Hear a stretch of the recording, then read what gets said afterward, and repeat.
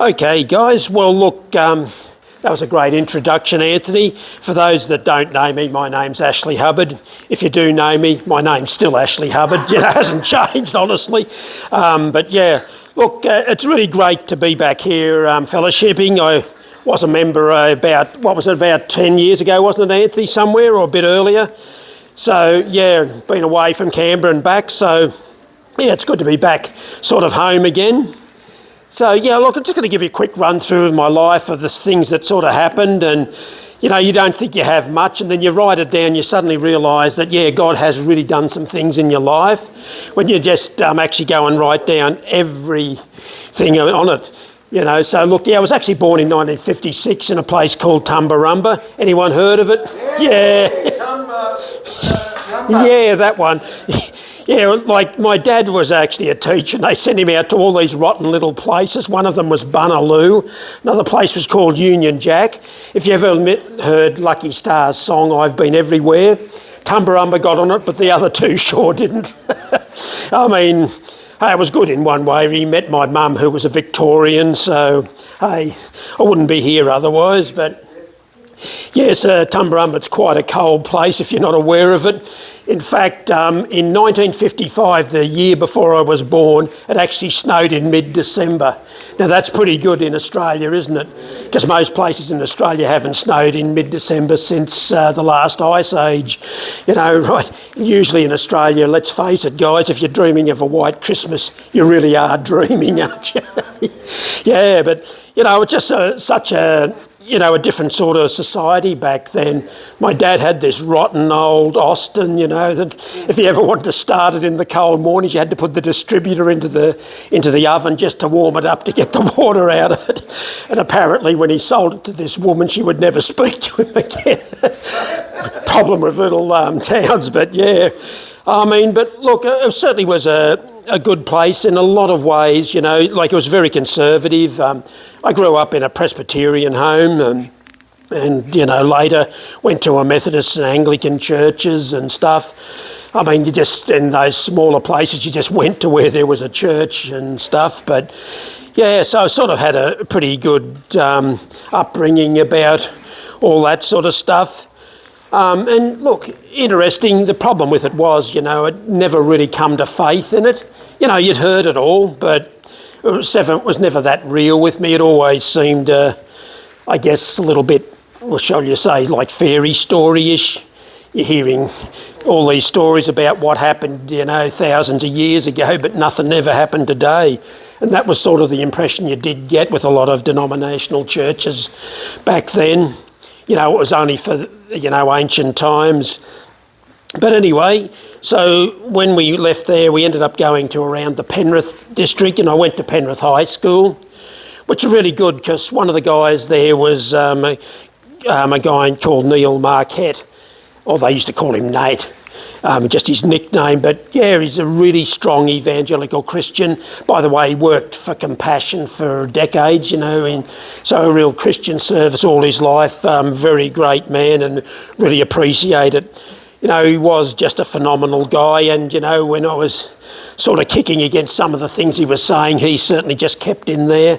So it was really good. He was one of the guys that sort of led me to the Lord, him and another few guys. But yeah, certainly was interesting. Like, the thing is, at Penrith, I was one of these high IQ geek boys. I was the guy that topped maths and science and all that sort of stuff. And in fact, apparently I solved one problem that was in the advanced maths for sixth form when I was about 14. The maths master came down, shook my hand and said, "You need to get into this maths competition." I said, "Oh, I didn't really want to. And besides, it's closed." He said, "Just wait here." He just went in, rung them up and said, "You need to get in there and do it." And that's great. It's nice being intelligent and being able to do things. But I'll tell you what, guys, my life was still a mess in a lot of ways on it. In case you hadn't noticed, sometimes I am somewhat on the autism spectrum. Yeah, I know. And I didn't realise it for years. Like, you can have phenomenal IQ and do that sort of stuff, but you just can't read people and Basically, thankfully back then, at least they had enough stable sort of social structures that you at least learned some social skills. It was tough going up. And the worst thing is I've got a whole lot of kids and I think they're all pretty well on it too. So yeah. Anyway, so look, just how I ended up getting saved. St Stephen's, the Anglican church at Penrith, they were running a roller skating thing one Saturday night, for the youth group. Got invited to go and unfortunately the roller skating rink had been torn down. So that sort of kiboshed that one. But, we were just sitting around talking and this girl came up and talked to me. I ended up finding out she was the daughter of our family doctor. But yeah, she just really talked to me and, I got under real conviction. And, and then all the intellectual arguments that you had suddenly went out the window. And look, that is an obvious issue if you're into science and stuff. There is a fair bit of a push for atheism in it, at least in the Western world. I don't think it's so much in a lot of other countries, but certainly here. But you just got to realise in the end, look, sooner or later you're just going to have to make a decision whether it's more likely God exists or he doesn't. And, you can argue it either way, but in the end, you just got to take that act of faith. Yeah.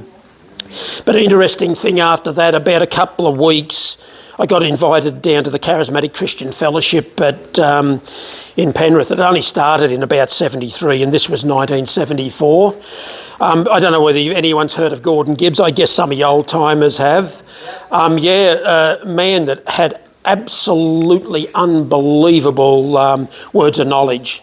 He could literally point someone out and tell them what diseases they had, and I've heard it from people that weren't even Christians, and it really shook them up. So it's not like, just some bias trying to justify their own beliefs. This is actually an amazing sort of thing. And yeah, just the thing there, you suddenly found that people actually enjoyed going to church.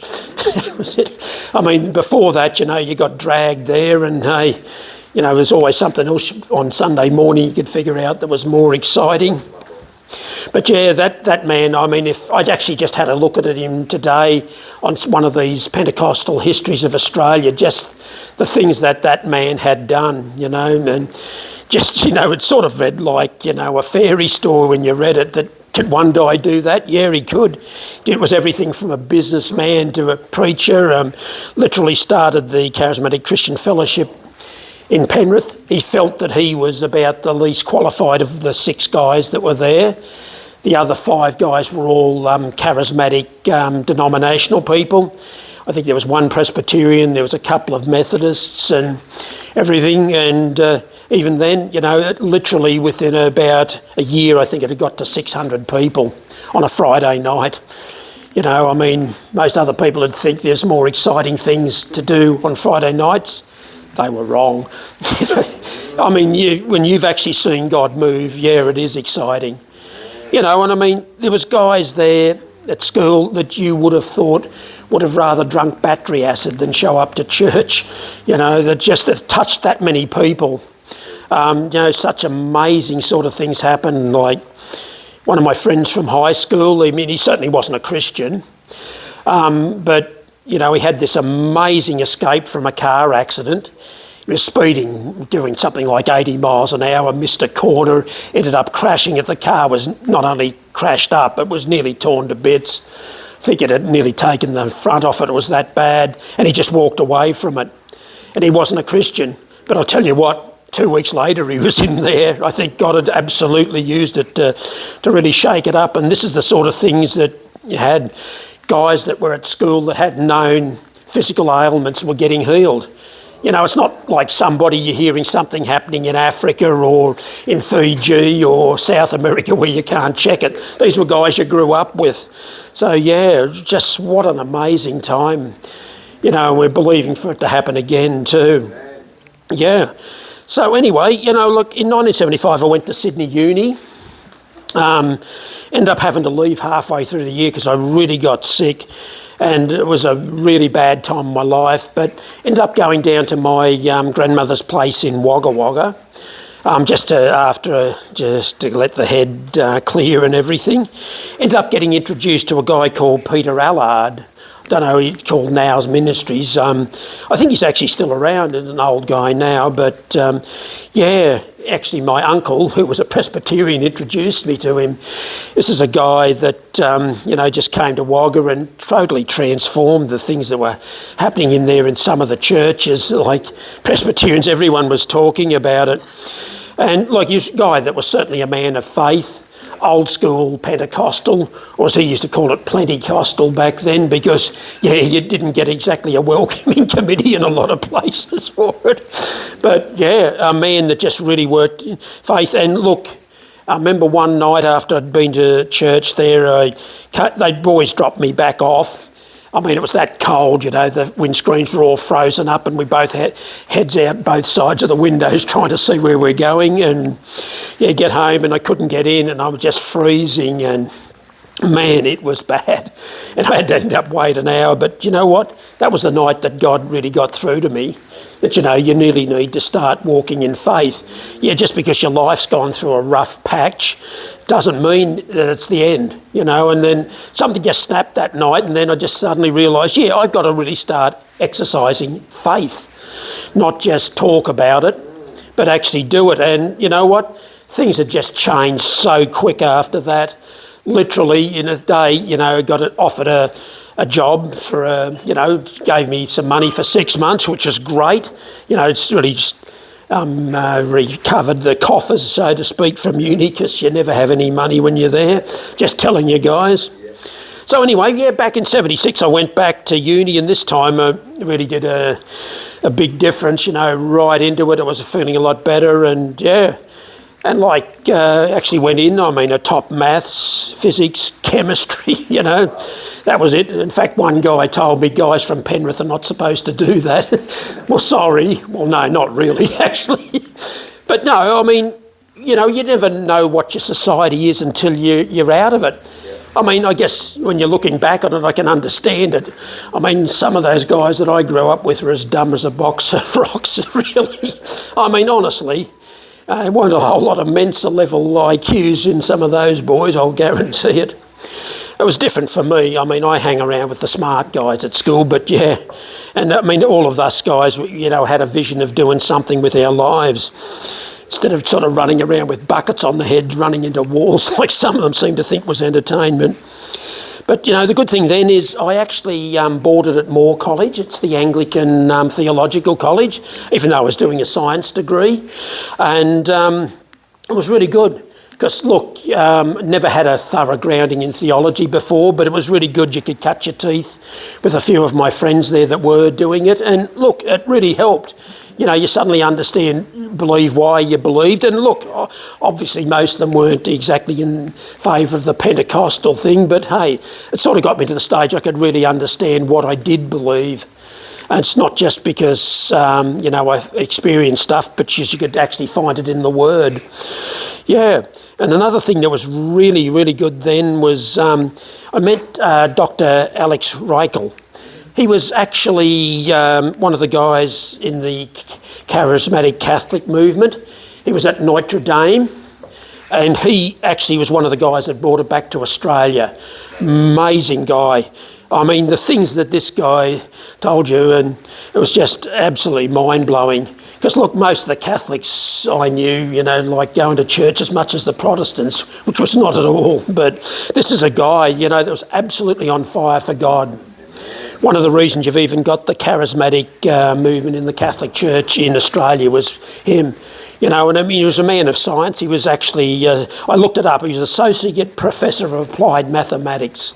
I don't know whether he ever became a full professor, but yeah, and he died about a decade ago, unfortunately. But no, he was an old guy, so he's well into his 80s anyway, so he had a pretty good innings. Another great guy that was there was Dr. Lawrence Peake. He was Associate Professor of Physics. Now, an Anglican man, but, you know, a really godly man and a great influence. And look, you really appreciate when you've got those sort of guys in your life, just to give you a bit of a steadying hand and stuff. Yeah, so certainly some amazing guys there.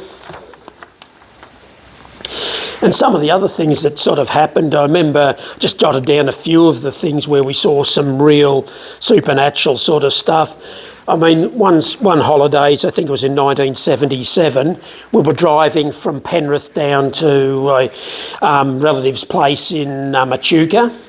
So we're just leaving Jerilladri on the road to Carnargo. If you've ever been out there, I can tell you what's out there, nothing. You know, it is just flat, it's boring. You know, there's not even a lot of decent trees there. I mean, it is a very dreary sort of place. And, you know, we're driving along and suddenly something started thumping and my mum said, look, slow down. And what had happened, Dad had a real dodgy retread tyre on the back. It didn't just blow out, it fell to bits. And and the rim just dug into the road and it swung the car around and just flipped it. You know, I mean, right over onto its wheels again. I mean, it was so bent, the roof, you couldn't even open the door on the driver's side. We were thinking maybe we can try and drive it into town, but the engine wouldn't start. Then you had a look at it and then it sort of bent over like the old Valiant Slant Sixes and it reefed it off. Everything in the back seat had gone out the window and blown all over the road, except my sister. And by the way, in a 1968 Falcon, they did not have seat belts in the rear. So she went all the way over with nothing on to protect her. Didn't even have a bruise on it. There was literally biscuits, teddy bears and everything thrown, you know, all over the road. You've never seen anything like it. And to top it off after that, 10 minutes later, what came along but a policeman? No, he was going back to Deniliquin. He'd just been to Wagga getting the speedo on the car calibrated to make sure it was accurate. And so he picked us up, went down, took us down to Jerilladri, filled out all the reports, said there was no problem, nothing was done wrong, it was just an accident. And you know what he did then? Actually took us around to his home, left us there and went back to work while my cousin came up from Echuca and picked us up. I mean, that's one for the books, guys, you've got to admit, just Lord's protection and provision on it. You know, I thought my dad would be upset with me. I mean, he was just worried that, you know, what had happened, you know, to his daughter and everything. But, ended up admitting, you know, that they'd actually told him he had an ugly retread on the car. And a word of advice, boys, don't put them on it, honestly. It's false economy. Anyway, look, after uni, ended up moving up to Brisbane, and that was good. So I graduated in 1980 with a Bachelor of Science in Honours in nuclear physics. Unfortunately, guys, there's not much you can do with that, is it? Direct degree, unless you want to build atomic bombs, which I had, in fact, no intention of doing. And that is a problem with physics. About 60% of them worldwide are used for weapon systems. Hardly want that on your resume on Judgment Day, do you? What did you do? Yeah, I built better bombs. They were only getting 50 megatons. I got 60 and I used less fissionable material. No, you certainly don't want that. Anyway, so look, when I moved up to Brisbane, ended up getting married. Certainly a long story there, but I believe God certainly brought us together. I believe God had said we heard there was a new woman coming to, or girl, we called her back then, coming to the fellowship, and God indicated that I would be marrying her. Now, I hadn't seen her. You know, I mean, could have been the ugliest thing in town. In fact, she was very much not. Absolute stone cold smoke show. You know, I mean, so it's good that I had the revelation before I saw her, because a lot of the guys seem to have it after it.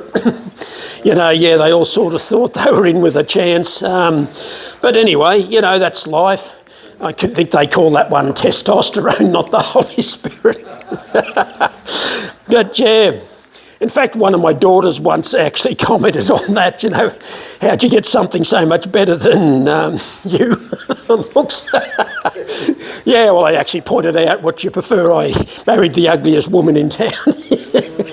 You ought to be thankful you got your looks from her, you know, so hey. So I ended up, we've actually had 5 children. You know, we've got 4 daughters and the youngest one's the son. So the baby of the family's Jonathan. He's 27. As much as anything that's 194 centimetres can be a baby. Absolute giant of a kid. Yeah, big boy. Anyway, so look, that was certainly good. And look, up in Brisbane, I just put down a few of the things that happened, that sort of really miraculous. I was at work, we were flying out to Kidston Gold Mine out of Cairns, early I think it was a Monday morning. Get out and it's absolutely bucketing down. I mean, you've just never seen it unless you've been to Cairns. And, we took off. About 10 minutes into the flight, something started arcing under one of the engines. So the pilot had to switch it off. I tell you what, if you've ever seen it, they've actually got a split tachometer. So it's a tachometer, it's got two needles in one gauge. One of them's on the red line, the other's on zero. Not a good look, guys. And I mean, he was having trouble doing it. It wasn't like it was in the middle of the day with beautiful sunshine, no wind and everything. In a raging storm, it was just kicking it everywhere. I reckon a few of the guys were pretty well kissing the tarmac after it. It was really rough. But look, just the provision of the Lord. Yeah. And another thing is, I remember just the provision of jobs. After I'd left that job, I ended up working for Compass Airlines, the first iteration of it. Great little career move, that one, guys. 6 weeks after I joined, it went bung. Yeah, a great time to be looking for a job, 20th of December. Ouch. There's usually nothing that happens till about January. And anyway, I looked through the paper, no jobs. Okay. So I went through the whole IT section. And then, about half an hour later, Helen had a look and said, "Aren't you an RPG programmer?" I said, "Yes." So where? And they'd actually put it in the wrong spot. They put it in the engineering one because the mob that was actually running the contract was an engineering consultancy. So it was brilliant because, hey, I just went and applied for it and nobody else did. Yeah, got it. So literally went on the 27th of December, 20th, sorry, a few days into the next week. I got the interview. I got offered the job to start on the 2nd of January or 4th or whatever it was that year, straight after the New Year thing. So you got to say God can really look after you even in these lousy things. I mean, there was a lot of guys there, by the way, that were still unemployed by the time they had the second iteration of Compass, like about 6 months later. So absolutely unbelievable how long it took some people to get jobs. And I just basically walked into it. Yeah, so anyway, when I was working with Chevron, it's a big American oil company, if you're not aware of it. So they end up having a big oil pipeline and everything up in southeast highlands in New Guinea. So interesting place if you've ever been up there. So I remember going up there and was working at times, and first thing you got is to come in there and there's this great big 6'4" Texan oil man. He said, "Right, hand your passport over." Basically, you ain't going home until you finish the system. Thought, yeah, I like that sort of approach. But anyway, yeah, he was a really great guy, really. Shame he smoked those rotten cigars. You can smell him a long time before you could see him. They were feral. But anyway, yeah, it was certainly an amazing place up there. How much God had really touched the place back in the 90s. It's a man called Murray Rule. He was originally a Brethren guy, but he was pretty interdenominational in the end, and he was up there and he ministered at Chevron at times, but he'd gone all the way through through the highlands and stuff. Was based in the same place as the Chevron camp, and yeah, it's certainly seen a lot of people getting saved. And yeah, amazing guy. Unfortunately, I think he died in the late 90s, but certainly he was alive and kicking when I was up there. Certainly an amazing guy. Yeah, and like they reckon there was only ever 3 types of white guys up there: the mercenaries, the missionaries and the misfits. Yeah, I was under the mercenary one. I was only doing it for the money, guys, honest. Wasn't really doing much for my cultural enrichment, let me tell you. But yeah, it certainly was a certainly amazing time up there. Yeah, so, and sort of coming a bit further on, during the 2000s, I was working in this startup, and we had a great plan. But unfortunately, as that great African-American, I should say, philosopher Mike Tyson said, everyone's got a plan till they get punched in the mouth. And unfortunately, we sure did on that one. Like we had bad clients and it was shocking. We really nearly lost the house and everything. All these people that are using you as an interest-free loan. Yeah, well, probably a principal-free one too in some cases. Yeah, that was really getting bad, and, it was to the stage, we're looking like we're going to lose the house and that. But, just at church one night, they had this woman called Rachel Hickson. Very prophetic ministry. She was a woman that used to actually work for, what's that African guy, Reinhard Bonnke. Yeah, amazing sort of prophetic ministry. She just literally had never met me, called me out and said, look, your life's not over yet.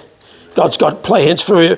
And do you realise within about 2 weeks, I'd been offered a job in Canberra and just everything changed. Literally, just these are the sort of words of knowledge, that are really, really accurate. Yeah, and in fact, when I was down here, I'd met Anthony at church one day and invited me along. Ended up being the vice president of the North Canberra chapter for about a year, I think, roughly, back then, before I had to go on. But yeah, look, it's certainly been a great run, guys, and everybody else has got some great testimonies too. You need to just write it down sometimes and just go through it. I couldn't remember half of this, but I just went right through all the things, and you think, yeah, God really did do it. Some of the provisions we've had years ago, like I should have probably mentioned earlier, but like when I was a uni student, I was praying for a car, and this guy had this was 1976, he had a 72 Falcon, so like 4 years old. Ended up selling it to me for $400. That's all I could. He said as much as you could afford. Look, I told him I could only afford $400. It was probably worth 4 times that much at that stage. Cars were darn expensive, but hey, God's certainly there when you need it. Obviously God doesn't do that now. When you've got some money, you can actually buy something, but still. And, and you just really need to realise that God is there even in these rotten times. And look, we're all going through them, or have gone through them, or will go through them. You just got to be there for God, and God's going to be there for you. It's so easy to get into despair, and let me tell you, it is when things are going bad for periods. I'm not talking about having a bad day. It's when you're having a bad year, or a bad decade. So, yeah, but look, the good thing is God is always faithful in these sort of situations, and you just got to keep working through it. But just a few little things that talk about currently. Well, first thing is I said about my denominational affiliation. I don't know what I am anymore, really. When I'm in Brisbane, I go to a Baptist church. When I was in Sydney, I was going to an Anglican one. When I was in Penrith, I'd go to a Presbyterian one. Sometimes go to Pentecostal churches, even been to St Benedict's down at Narrabundah, so done the Catholic one, so hey. And you know what, guys? Not a great deal of difference in the message in most cases anyway. In fact, I even like St Benedict's. You'd expect that to be the most different, and no, not really. On most things, it's pretty much the same. In almost, except for a few words, think you're in some sort of Protestant or Pentecostal church. Yep. And some of the other things I'm doing, not just the FGB, but are sort of involved with Men Meeting the Challenge conference. And great if you can get to it. It's actually put on by the Anglicans, but it's a Sydney Anglican, so they're very, very evangelical. As one guy said, they're the low Anglicans, as in snake belly low. You ain't getting any lower or you're going underground. And, they're very, very evangelical and stuff, and that's certainly an amazing thing. Really had some great fellowship with them and that, and hey, some fantastic sort of things that have happened through the years there. The other thing, of course, is I'm obviously flirting with retirement, or I should say refinement, if you're talking like Brother Anthony on it. Hey, God doesn't want you to retire. Maybe you get out of full-time work, but hey, you're not getting out of the ministry. God's expecting you to do it. Yep. So anyway, one last thing I was just going to say, God's really been ministering to me, is basically that the phone's going to stop ringing.